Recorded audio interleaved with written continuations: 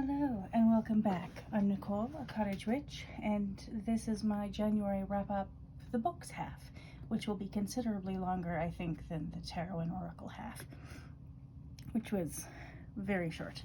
I've read a lot of books this month, and in one of my last videos about reading around the world, I talked a bit about how I did that, mostly audiobooks and a lot of walking.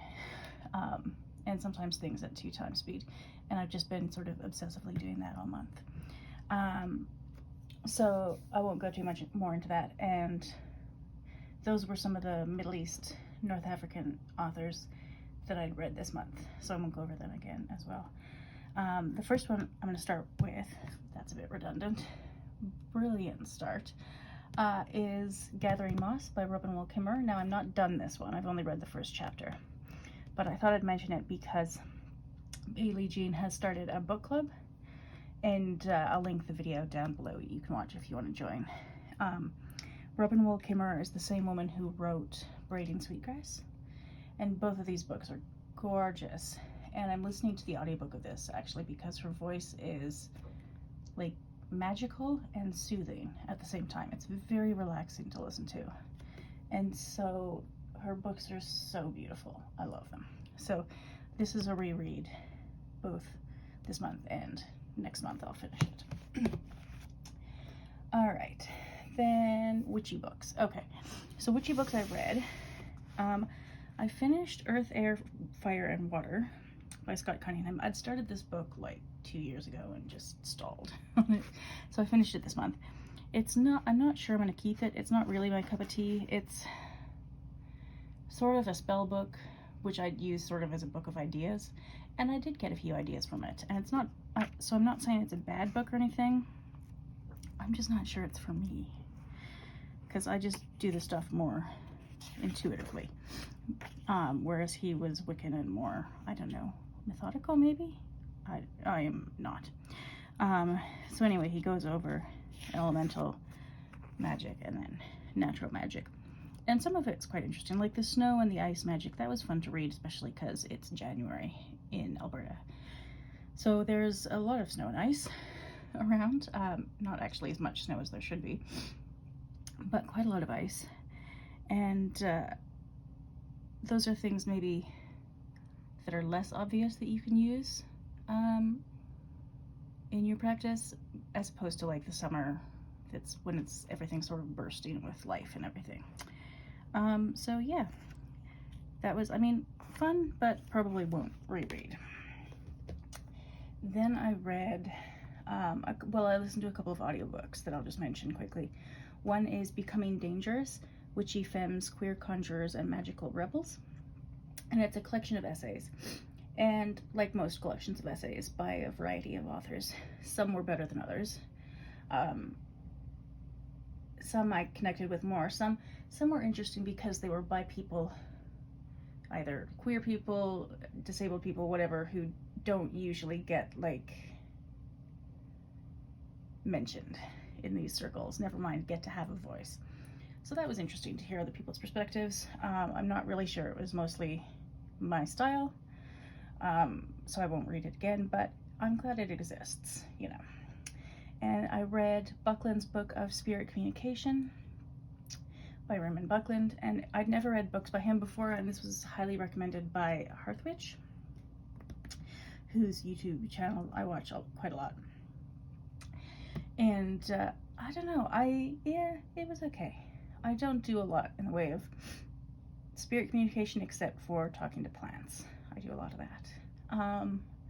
And this wasn't really about that. So yeah, again, fine book, not sure it's quite for me. But if you're interested in other types of spirit communication, maybe it's for you. Who knows? Anyway, that's all. I don't really have anything in depth to say about that one. Then I read Sacred Sex, The Magic and Path of the Defying Erotic. This was quite interesting. I do have some things tabbed that I liked, mostly tarot spreads and things. I'm not sure, like, in any sort of book like this, same with Becoming Dangerous, actually. If you're trying to be inclusive, you're going to get things that aren't for everybody, which is totally fine, because then, like, not everything has to be for everybody. Some things can be for people who don't usually get, you know, a passing mention. And so there's a lot of variety in this book, which is good. Like, I think it's a good quality in the book. I just think it makes most of it not for me, which is also fine. So she goes over some of the basics. And then there's all of these paths are based on tarot cards. Some are very much not my thing, so I did sort of skim over some of the chapters because I started reading them and went, oh, this is not going to be interesting to me. And so I just sort of skimmed over the rest of that chapter and got to the next one. She's got the list of magical practices here, and there's a lot. There are a lot of options. So it's not like you have to do everything. You can just sort of pick things if you want to try anything. If something jumps out at you, you can do that. Anyway, it's quite an interesting book. And the first one like it that I've read, I think I heard about this from Emily, what's her channel called? Magick and Tarot and Witchery and Tarot, so some combination of the sort. Anyway, I like her channel, I just can't remember the name. But yeah, heard about it on that channel first. And then I read Circe by Madeline Miller. This was a reread, well, I listened to the audiobook for this, and loved it. I loved it the first time, I loved it the second time. I think it's fantastic. It's fun to listen to, you know, an entire mythological tradition's been passed down by white Western men. It's really fun to have a version of a myth told from the perspective of one of the female characters who tends to be either a minor character in a story, or a story is not, like, the Odyssey is not about her. She features in it.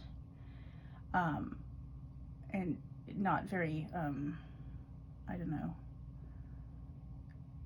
I'm not sure she's meant to be an appealing character in the Odyssey to the audience that it was told for. But I think she's fascinating. And yeah, it's a really cool book. And so it's nice to get a new perspective on what it would be like to be a minor god in this massive Greek pantheon that's dominated by men and a few women, mostly men. Yeah, so that was fun. Next, I read a lot of nonfiction, and most of these were audiobooks as well. I'm trying to read through books I already have, and part of the way to get through those slightly faster, so I can either decide whether I'm going to keep them or get rid of them, was to get audiobooks from the library. So that's what I did. So I read Endurance by Alfred Lansing. This was really interesting. So Shackleton was a captain of this ship called Endurance. They were trying to reach the South Pole. They didn't succeed, but they didn't die either, which, given everything that happened to them, probably some of them should have, or all of them even. So it's a pretty cool story. He's been used as an example of a great leader. I'm not really sure I buy that, at least in terms of, like, up to the point where he gets everybody into quite a predicament. After that, maybe. Anyway, everybody can judge that for themselves, I guess.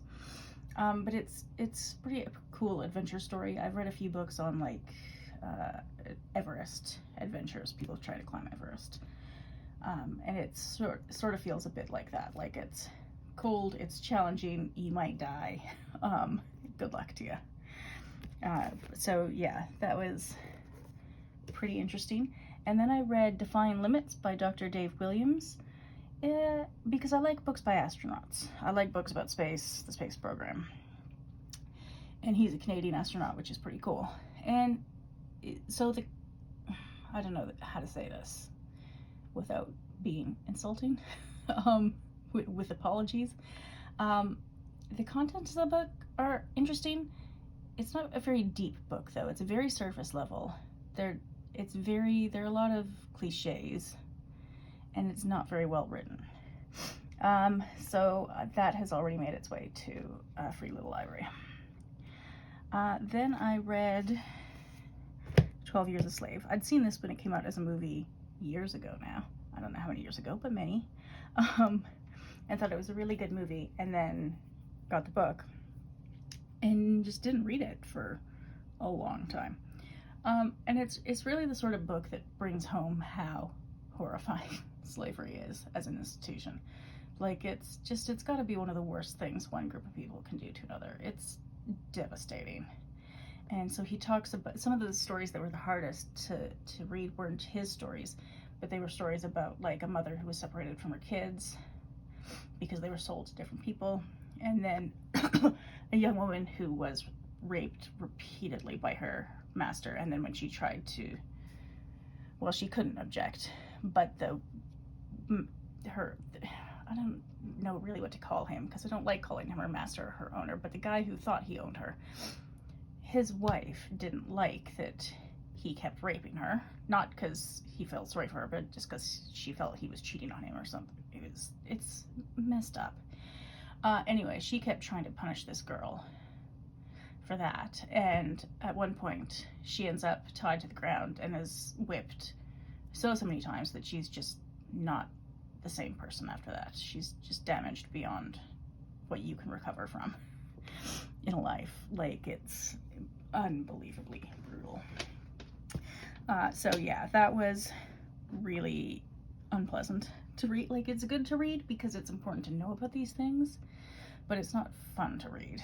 I am glad he got back to his family, but he was lucky, and it just made me sad for all the people who didn't get any sort of freedom in their lifetime. And then I read One Native Life by Richard Wagamese. All of his books are beautiful. I've never read a bad book by him, and I've read several of his books now. And his descriptions of the natural world and our place in it are just so evocative and so, I mean, they're personal to him, but they're also expansive, and it can include everybody. And so in a way I sort of feel like his connection to the natural world is an invitation for other people to become that connected to the natural world. And so this is a memoir, sort of a memoir in, like, vignettes, not even short stories, but like little vignettes with little things he's learned along the way. And it's a beautiful book. Highly recommend. He's indigenous, by the way, I should say, Ojibwe, I believe. And then I listened to Escape from Camp 14, geez. I will start with a caveat that I know that a lot of stories, including this one, out of North Korea have been accused of having falsehoods in them. Partly because when people escape, like, there are a lot of interesting discussions in this book. One of them is how lying is a way of life. Like, you have to lie to survive. You have to hide things about yourself in order to not be brutally punished. So when people do escape, they don't necessarily know how to live in a world that expects them to be honest from time to time. And so he did lie originally to the author and then came clean about a couple of them. Possibly not about a couple of others. There's some controversy about that. But then also, sometimes when North Koreans are telling their stories to journalists or human rights organizations, they hear that, you know, if they say things a certain way, it'll make them look better to these people, and so that happens as well. So both of those things could have happened in this case. It's not, and Blaine Harden, the journalist who wrote the book, did talk at the beginning about how it's absolutely impossible to verify anything because you can't go into North Korea as a journalist. I mean, you can, he did once, but he only saw what his minders wanted him to see, you know. So he couldn't actually, he wouldn't be allowed to investigate these things because North Korea denies that Camp 14 even exists, despite satellite imagery that proves that it exists. They're denying that still. So it's a bit of a mess, but it's the first book that I've read about North Korea that I can recall, and it's really interesting. It sounds like a nightmare to live there. Even the well-off people are not as well off as middle class people in South Korea. Like, the country is so poor that even the well off only get like lower middle class sort of food, and then the poor are actually starving every day. And his depictions of what he would eat and how he would try and survive are pretty heartbreaking, and pretty brutal way to grow up for a kid. So, I mean, I'm glad he got out, and yeah, I don't know what else to say about that one. I've got another book by another North Korean author she actually wrote the book, I think. It might have been ghost written, I can't always tell. This one was written by a journalist. Anyway, it was pretty interesting.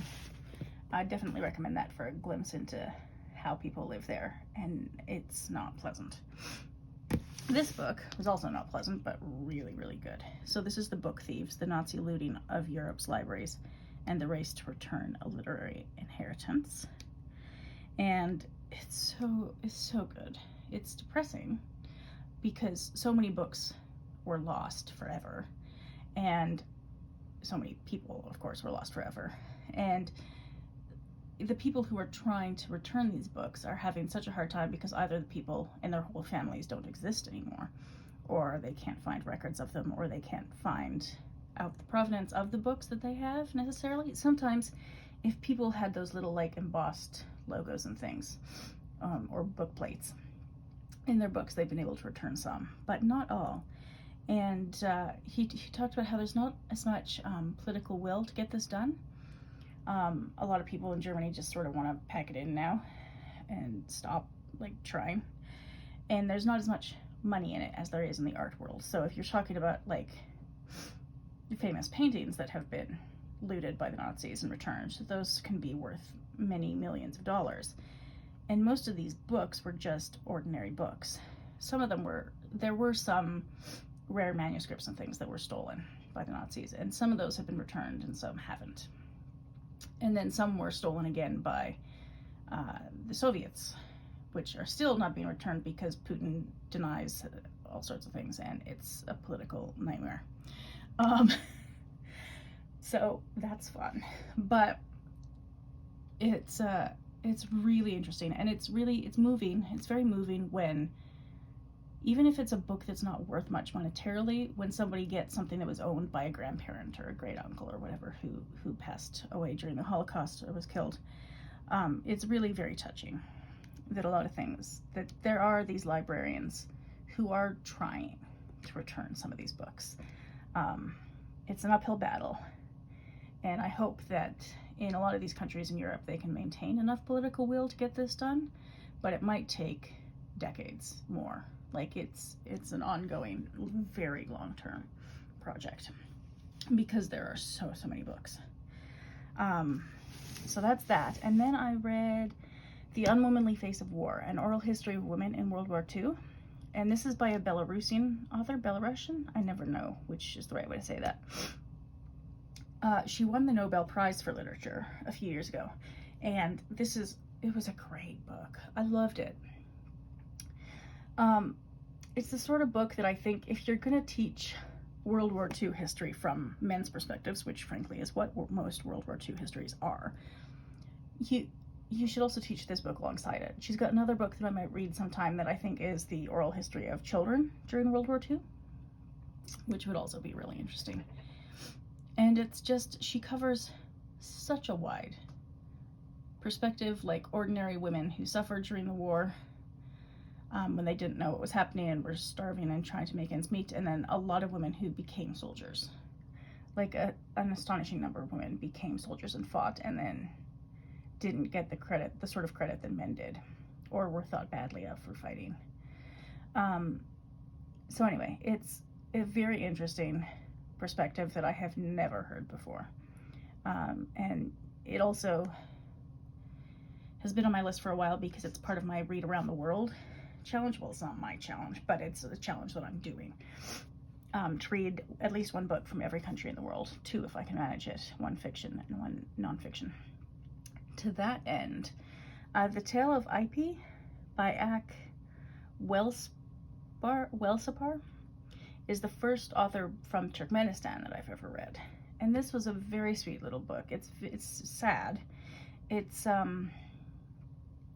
sort of folktale-ish in style and tone, and it's very short and easy to read. But it basically covers a period of time when this village of fishermen and their families lived on the Caspian Sea, and the Soviets wanted to relocate them because they wanted to build a health spa or something or other on the coast, exactly where the village was. They couldn't build it next to the village. They had to relocate the villagers into the city to these concrete buildings, very Soviet style. And it's also sort of a ghost story. And I won't give away that part, but it does make it a bit more, I don't know, it's very sweet and very moving and very,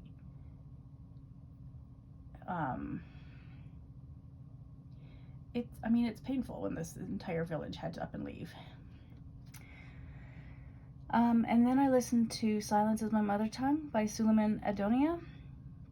He's apparently a very well-known Eritrean author, and this was the first book I'd read by an Eritrean author.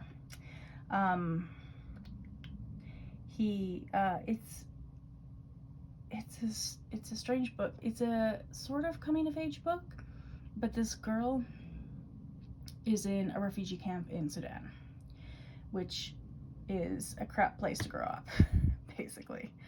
If you couldn't grow up anywhere, you don't want it to be in a refugee camp.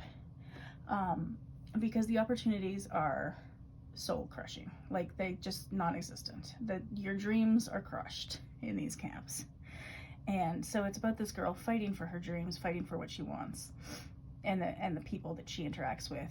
Also coming of age with her sexuality, and actually her brother's sexuality as well.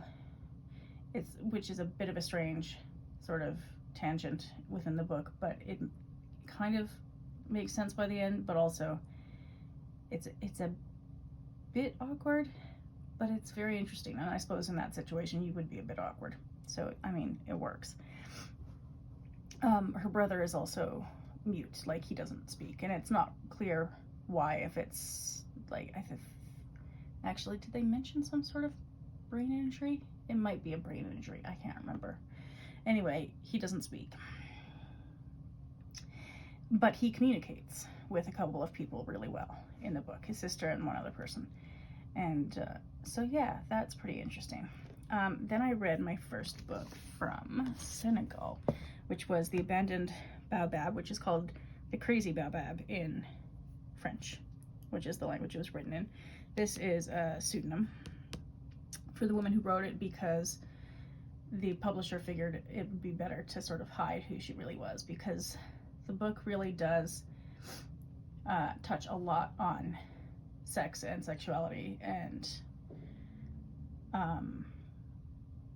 the dangerous situations that women can end up in foreign countries when they're an oppressed people and all that sort of thing. So that happens a lot. Prostitution comes up at one point. So there's a lot of that, but it's mostly a story about a woman dealing with colonization and how that affects how growing up colonized by the French in her country and then going to Belgium. Or she may have been colonized by the Belgians, so she spoke French at any rate. And then went to Europe because it was the place to go. It was the civilized place. And she really finds that it's not, in fact, so civilized. And people do not necessarily treat each other well. And it's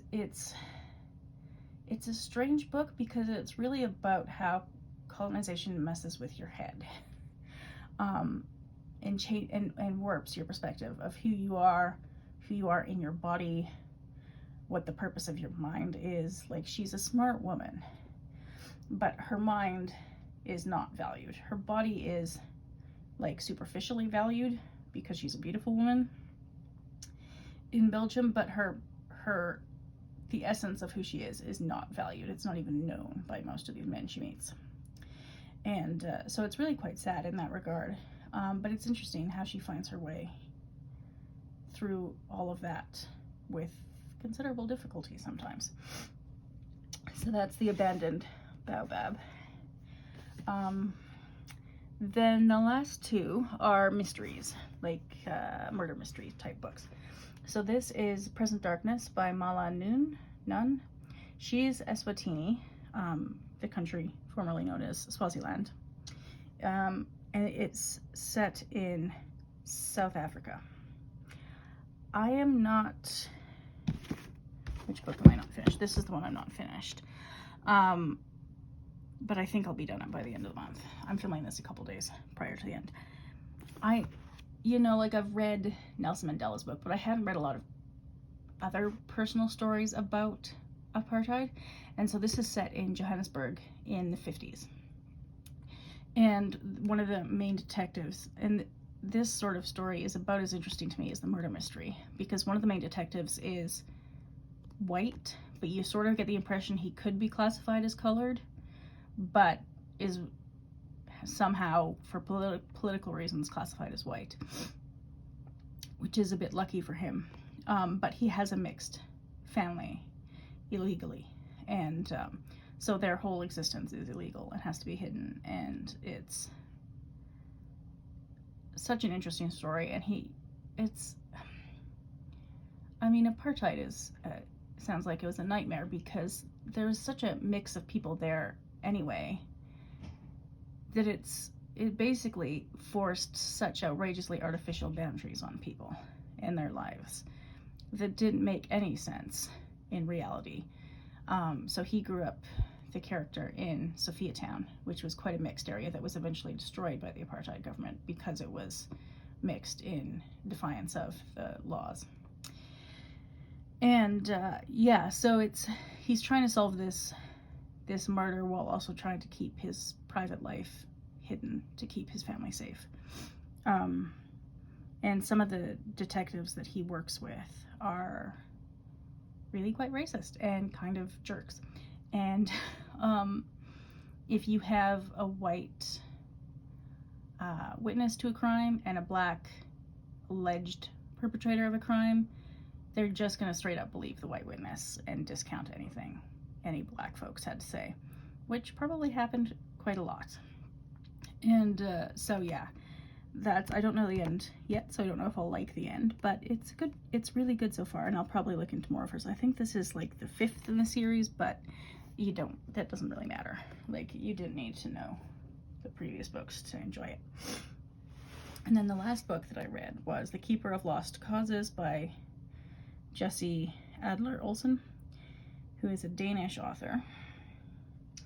And I'd never read it. I'd read a lot of Swedish and Icelandic mysteries and hadn't read a Danish mystery before.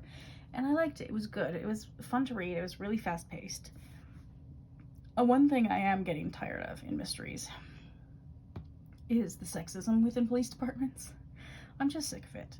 Like, I realize that's probably how things are, but does it have to be how things are in every novel ever written? For God's sake, people, get it together. It's starting to drive me a bit nuts, and I don't enjoy it. Just the casual sexism it's frustrating.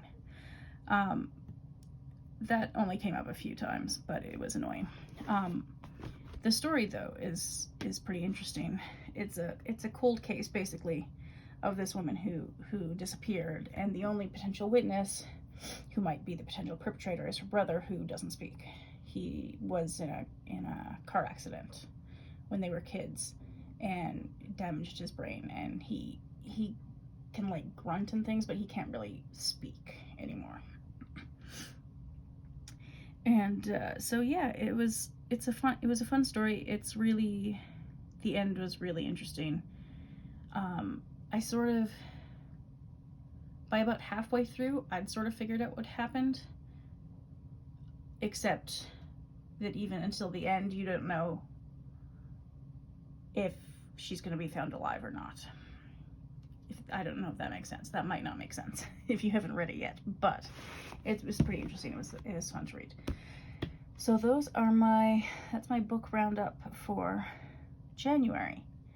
And given how busy February is going to be with working 2 jobs this month, it might be a shorter list, which is okay. This was an extraordinarily long list of books that I'd read in January.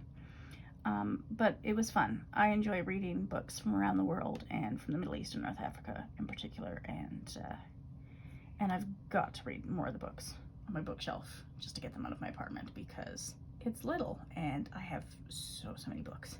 Anyway, that's it for now. Thank you for watching, and I'll see you next time.